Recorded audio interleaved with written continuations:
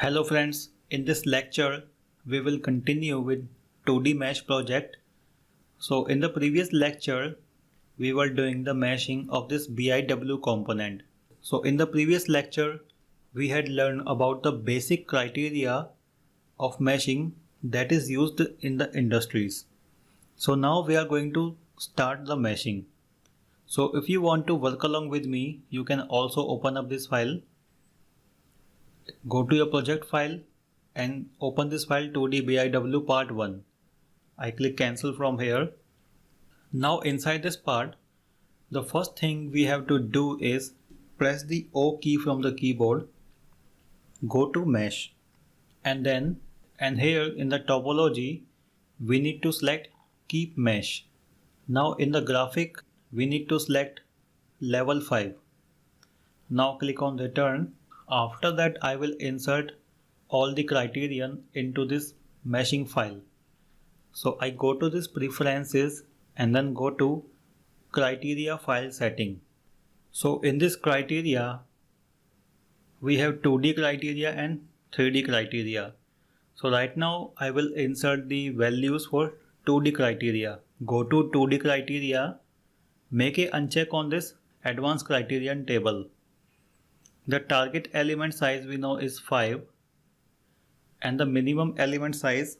So here the minimum element size is 0.8, the maximum size is 8, warpage we are taking is 25, skewness is 60, aspect is 6.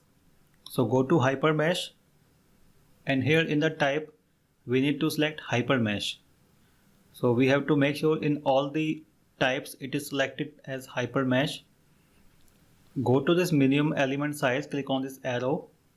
We need to select shortest edge. Now inside this mesh file, make sure it is checked options. This is 0.8. Maximum element size is 8. Aspect ratio is 5. Warpage is 25. And then maximum angle is 135.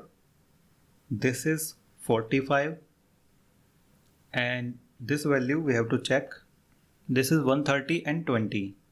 So this is 130 and this is 20. Press enter. Skewness is 60. Jacobian is 0.5. So we are not checking the taper, so make a uncheck on this. Percentage of tria we don't need, make a uncheck on this and then click apply and click OK. So in this way we have set the criteria file. So the advantage of this filling the criteria file is that if I go to this option and go to element quality, it will show all the elements that are failing. Here we can see it is showing the criteria. So we can see we have put all the values for the criteria. So press escape and here go to by config. In the topology go to by topo. Now let's start the meshing of this component. So zoom in here. Now for the fillet criterion, I am taking the criteria as for the smaller fillet we need to make sure we have at least 2 rows of elements, and in case of bigger fillet we will consider 3 rows of elements.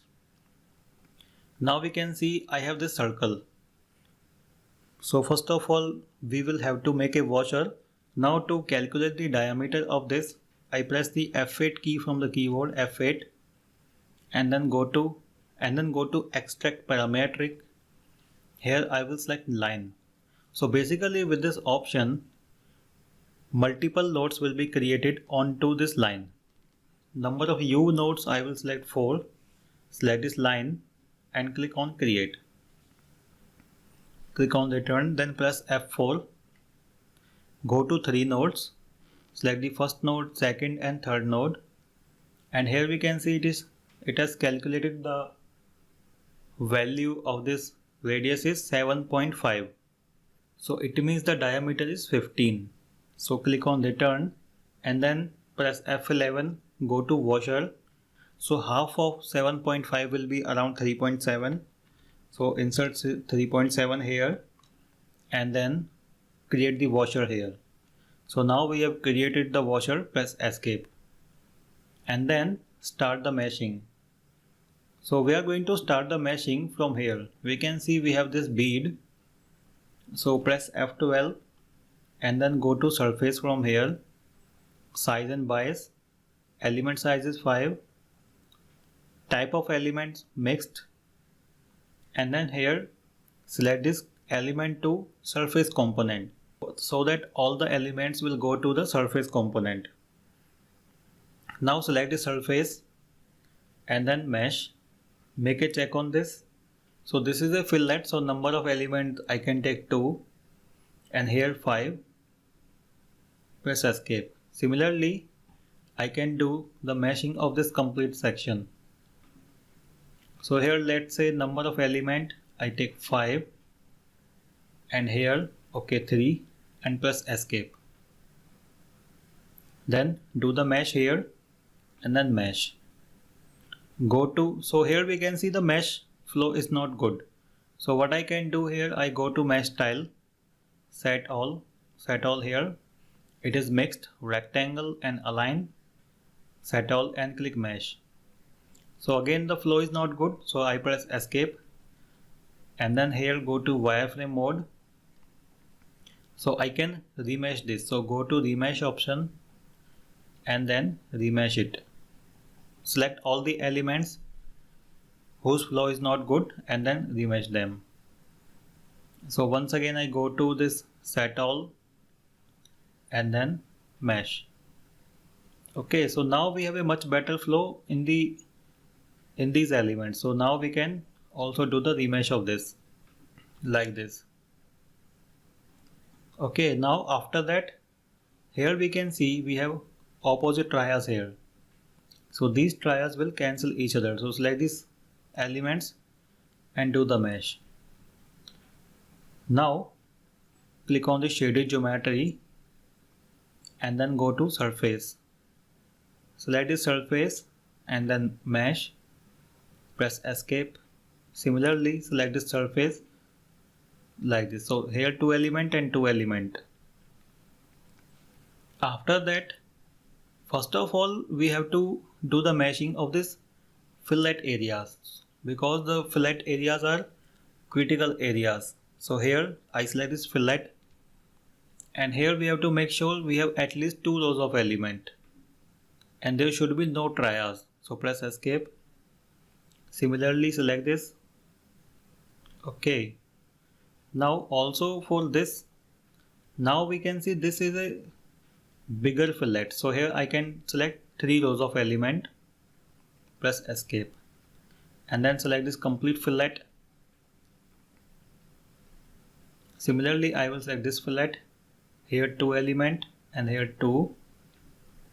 Okay, so now 2 element like this. So here we can see this is a smaller line, so we don't need this line. So what I can do, I press F11 and then I can toggle this, press escape. I press F12 and then go to the surface. Now we can see mesh around all this plane surface is already done. So I can select this plane surface and do the mesh. Now we can see we have a much better flow here. Press escape. But the flow is not good here. So what I can do is I go to element and then remesh them. Select all the elements and then remesh. Okay, so remesh is not going to solve any problem here. So what I can do is I can take this tria forward, one step forward. So I press F6, go to split and then select these element and then draw the line like this.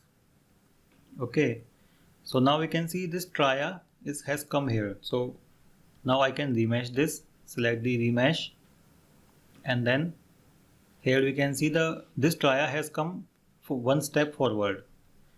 Now I can remesh this.